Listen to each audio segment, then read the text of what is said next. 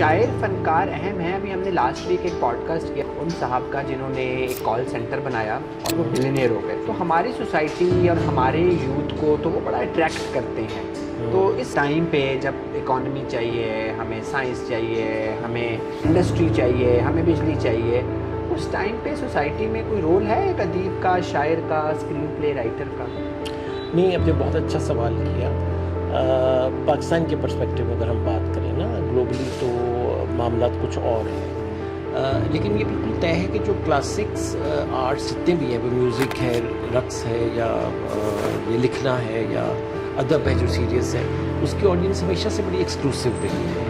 اور دوسری بات یہ ہے کہ خاص طور پہ جو لکھا ہوا لفظ ہے, ایک بہت اچھا اسکلپچر ہے, پینٹنگ ہے, وہ یا کوئی شعر ہے یا کوئی نظم ہے, وہ اپنی آڈینس ڈھونڈ ہی لیتا ہے. ٹھیک ہے نا, تو اس لیے کوئی مایوسی کی بات نہیں ہے. اچھا, رہی بات کہ اس وقت کوئی شک نہیں ہے کہ جو اکنامکس کتنی بڑی نیڈ ہے اور ہمیشہ سے رہی ہے, اور جو ہے کریٹیو آرٹس کے لیے بھی بہت امپورٹنٹ ہے. اب تو بہت زیادہ امپورٹنٹ, پہلے بھی رہا ہے, ہمیشہ سے ایسا رہا ہے. وہ ایک الگ بات تھی کہ اس زمانے میں وہ تھوڑا سا جو میں نے وٹنس بھی کیا ہوا ہے 60-70s میں, اس زمانہ بھی تھوڑا سا دھیرج پہ چلتا تھا اور معاملات بھی ذرا کنٹرولیبل اور مینیجیبل ہوتے تھے.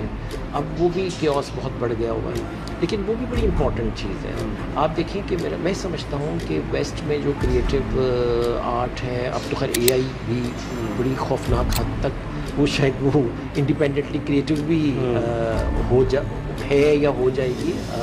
ابھی ہمارا وہ اس طرح ایکسپوجر ہوا نہیں. تو وہ بھی آپ دیکھیں تو جو اکنامکس جو سودنگ ہے نا اکنامیکلی, جو آسودہ ہے معاشی طور پہ, وہ زیادہ بہتر اور اچھا تخلیق کر سکتا ہے. آپ فکشن کو ہی لے لیجیے, ناول کو ہی لے لیں, میرا خیال ہے کہ اس کے لیے بڑا ضروری ہے کہ فل ٹائم کام ہے, جتنے بھی ہیں پارٹ ٹائم نہیں کر سکتے. تو اس